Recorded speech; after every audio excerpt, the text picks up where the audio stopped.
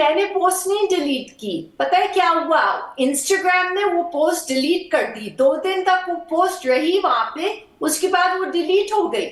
और मैंने डिसाइड कर लिया, जब मुझे डीएम्स आने लगे बहुत गंदे गंदे, जो मैं यहाँ पे बोल भी नहीं सकती, गालियां वाले इतने गंदे गंदे पोस्ट आने लगे, डीएम्स, और लोग कहने लगे मैं लॉरेंस बिश्नोई हूं, तू मुझसे बात कर, मतलब तू तड़ाक से आ गए वो लोग, लैंग्वेज उनकी उतनी गंदी हो गई। तो मैंने ये डिसाइड कर लिया कि नहीं, मैं अगर मिलूंगी तो मैं इस आदमी से, ये एलएलबी है, लॉयर है, लॉ डिग्री है इसके पास, और मैं साइकोलॉजिस्ट की तरह इसको एनालाइज करूंगी और मैं इससे बात करूंगी। और मैं ये खत्म करना चाहती हूँ कि आप पत्रकार, मैं भी ब्रॉडकास्ट जर्नलिस्ट हूँ, मैं साइकोलॉजिस्ट हूँ और ब्रॉडकास्ट जर्नलिस्ट हूँ, मेरे पास मास्टर्स डिग्रीज है दोनों सब्जेक्ट्स में। मैं ये समझना चाहती हूँ कि पत्रकार जो हैं, ये जो विलन्स हैं, ये लॉरेंस बिश्नोई, इनको क्यों ग्लोरीफाई कर रहे हैं, इनको क्यों इतना आसमान पे चढ़ा रहे हैं, इनको क्यों पेडिस्टल पे डाल रहे हैं। अभी मैंने 2008 में एक सलमान का इंटरव्यू देखा था जिसमें उस पर लिखा था नो मोर हीरो। तो वो जो है वो भी यही कह रहा है कि ये जो क्रिमिनल्स है इनको ग्लोरीफाई करना बंद करो। ये सब खराब जो लोग, दाऊद, छोटा सलीम और ये लॉरेंस बिश्नोई जो हरकतें कर रहे हैं, ये सब इन लोगों को ग्लोरीफाई, इनको मजा आता है, ये टीआरपी रेटिंग्स लेते हैं ये सब हरकतें करके। तो इन लोगों को बंद करो, इन लोगों को हाईलाइट करना, जो असली जुर्म है, जो बाबा सिद्दीकी और जो पुराने जुर्म है जो किए गए हैं, उनके ऊपर फोकस करो। इन लोगों को टीआरपी मत दो जो गुनहगार हैं और जो मर्डरर्स हैं। बिल्कुल सोमी, अभी फिलहाल इस पूरे मामले को लेकर जांच की जा रही है, आपके पास लौट रहे हैं, लेकिन आपको बता दें कि ठीक है सोमी, मेरा आपसे सवाल ये है कि आप काला हिरण मामले में सलमान खान की तरफ से लॉरेंस बिश्नोई और बिश्नोई समाज से माफी मांगना चाहते हैं, ऐसा आपकी तरफ से कहा गया है। तो आखिर आप सलमान खान की तरफ से माफी क्यों मांगना चाहते हैं? सलमान खान का केस है, आप उनकी तरफ से बात क्यों करना चाहते हैं, बिश्नोई समाज से या लॉरेंस बिश्नोई से, ये बताइए आप। मैं पहली बात तो सबसे पहले मैं देवेंद्र भाई से बात करूंगी, क्योंकि वो एल्डरली बुजुर्ग इंसान है और मैं बिश्नोई कम्युनिटी की इज्जत करती हूँ। मैं देवेंद्र भाई से बात करना चाहती हूँ क्योंकि वो मुझे अक्लमंद और इंटेलिजेंट आदमी लगते हैं। लॉरेंस बिश्नोई का एज ए साइकोलॉजिस्ट मैंने इंटरव्यू 4 बार देखा है, और लोग कहते हैं कि आंखों के अंदर जो है, the eyes are the windows to the soul, तो आंखों के अंदर आपकी आत्मा का पता चलता है, आंखों के अंदर देख के। तो मुझे इसका 4 बार इंटरव्यू एज साइकोलॉजिस्ट मैंने जब देखा तो मैं समझ गई कि ये आदमी अपने आप को फेमस करने के लिए, ये गैंगस्टर अपने आप को करार दे रहा है, और ये 33 इयर्स ओल्ड है, ये गैंगस्टर के ऊपर टीआरपी रेटिंग्स ले रहा है, जबकि ये एलएलबी है, लॉयर है। तो मैं इसको इंटरव्यू करना चाहती हूँ, मैं इसको साइकोलॉजिकली एज ए थेरेपिस्ट मैं इसको एनालाइज करना चाहती हूँ, और मैं जानना चाहती हूँ कि जिस तरह जेनोसाइड्स कमिट की गई थी, हिटलर, स्टालिन और बाकी लोगों ने, और इंडिया, पाकिस्तान और कश्मीर पे हम आज तक लड़ रहे हैं 70। तो सोमी अली से एक बार फिर से हम जुड़ने की कोशिश करेंगे, लेकिन सोमी अली आपसे एक सवाल और। आप कह रही है कि आप देवेंद्र भाई से मिलेंगी, उनसे माफी मांगेंगी, लेकिन आपके माफी मांगने से क्या बिश्नोई समाज की जो नाराजगी है वो खत्म हो जाएगी सलमान खान को लेकर के? आपको ऐसा लगता है?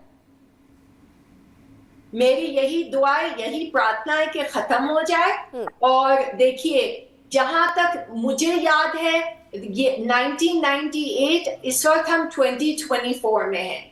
मैंने 50,000 जानें बचाई हैं अगस्त में, और उनमें से 20,000 जानें जो बचाई गई हैं वो इंडिया से लाई गई हैं, फ्लोरिडा, अमेरिका, उनको बेचा जा रहा था ह्यूमन सेक्स ट्रैफिकिंग में। तो मैं इंडिया का काम करती हूँ, तो मैं इंटरव्यूज ये दे रही हूँ नो मोर टीयर्स को प्रमोट करने के लिए 100%। मैं नो मोर टीयर्स को पब्लिसिटी चाहने के लिए 100% ये इंटरव्यूज दे रही हूँ।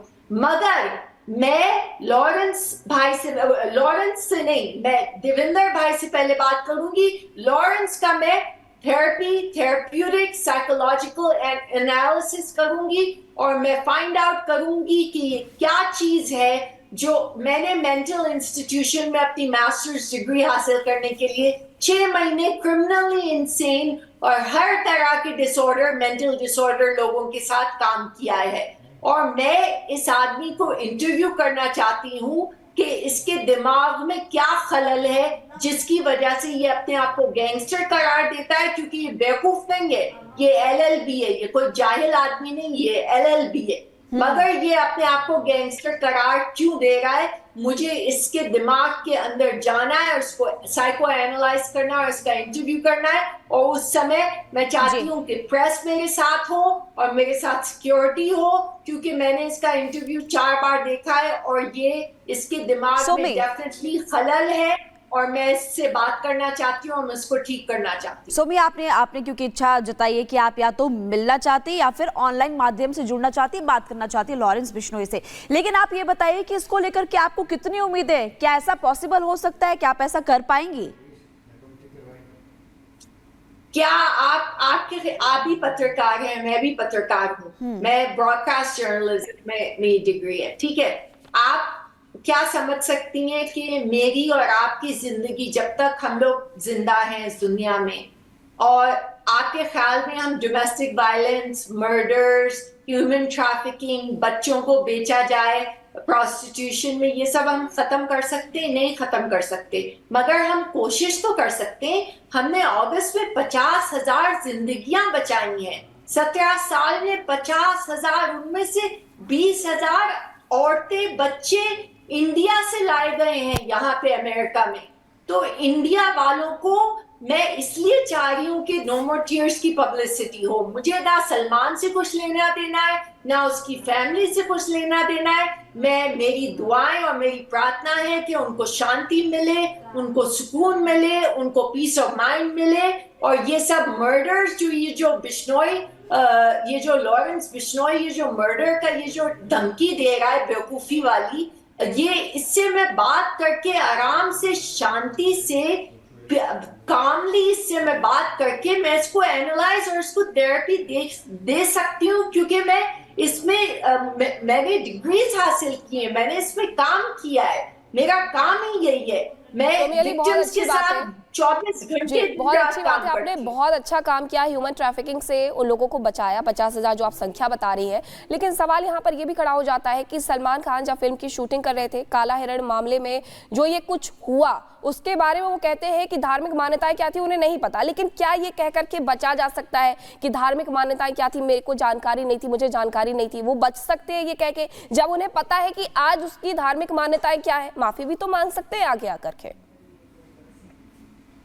देखें, जो सलमान करेंगे वो उनकी मर्जी है, मेरा उनके ऊपर कोई हक नहीं है, ना उनके ऊपर मेरा कोई हक है। मेरी सलमान से बात हुई थी 212 में 2012 में, और वो भी नो मोर टीयर्स के मुद्दे पे। इस कोई चक्कर बिश्नोई तो मैं जानती भी नहीं थी कौन था, कौन है, क्या कम्युनिटी है, मुझे कुछ पता नहीं था। मैं अपने नो मोर टीयर्स में इतनी बुरी तरह डूबी हुई थी कि मुझे कुछ बॉलीवुड की कुछ खबर नहीं थी। लास्ट मेरी बात सलमान से 212 में हुई थी, और अगर सलमान माफी मांगे या नहीं मांगे वो उनके ऊपर है, जो वो चाहते हैं वो करें, वो उनके ऊपर है। मेरी दुआ और प्रार्थना उनकी माँ बाप के लिए, उनकी फैमिली के लिए। मैं उनके घर में 3 साल रही हूँ, मैंने उनका नमक खाया है, और मैं कभी भी डिसरिस्पेक्टफुल नहीं होंगी, चाहे वो सलीम अंकल हो, चाहे सलमान आंटी हो। मैं कभी भी उनकी फैमिली के साथ डिसरिस्पेक्टफुल नहीं होंगी, और मेरी यही दुआ है कि सब कुछ ठीक हो जाए।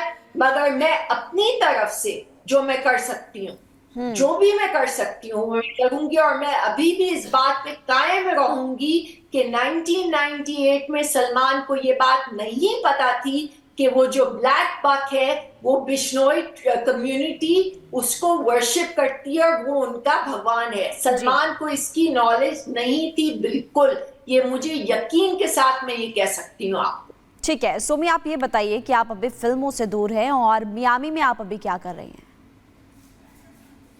तो तो इस वक्त मैंने नो मोर टीयर्स के अलावा जो मेरा रोज का काम है FBI के साथ, पुलिस के साथ, Indian, Pakistani, Saudi Arabia, American औरतें, सबको, बच्चों को ह्यूमन ट्रैफिकिंग, डोमेस्टिक वायलेंस से बचाने के अलावा मैंने अभी नया एक प्रोडक्शन हाउस खोला है और सोमी अली प्रोडक्शन के नाम से, और मैं एक टॉक शो शुरू करने वाली हूँ जिसका नाम है द अनकंफर्टेबल कॉन्वर्सेशन।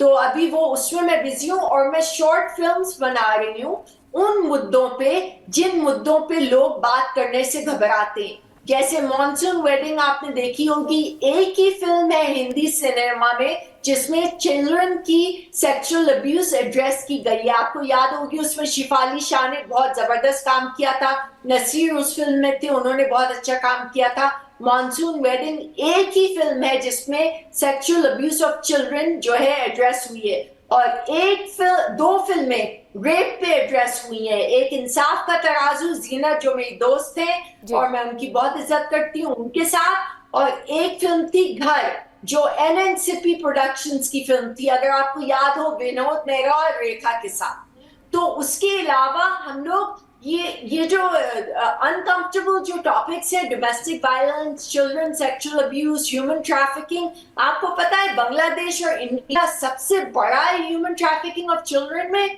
पूरी दुनिया में, सबसे बड़ा, पूरी दुनिया में सबसे ज्यादा ह्यूमन ट्रैफिकिंग ऑफ चिल्ड्रन। सोमी, आप मायामी में है, जैसा कि आपने कहा मायामी में है, 2012 में लास्ट आपकी बात हुई थी, हालांकि आपको स्पॉट भी किया गया था सलमान खान के साथ। आपका ये भी कहना है कि सलमान खान के साथ आप उनके घर में रही हैं, 3 साल उनका नमक खाया है।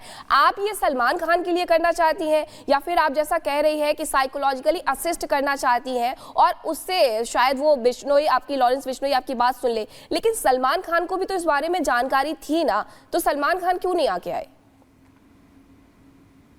देखिए, सलमान जो करना चाहते हैं, ये सलमान को मैं जानती हूँ जब मैं 16 साल की थी, उस उम्र से।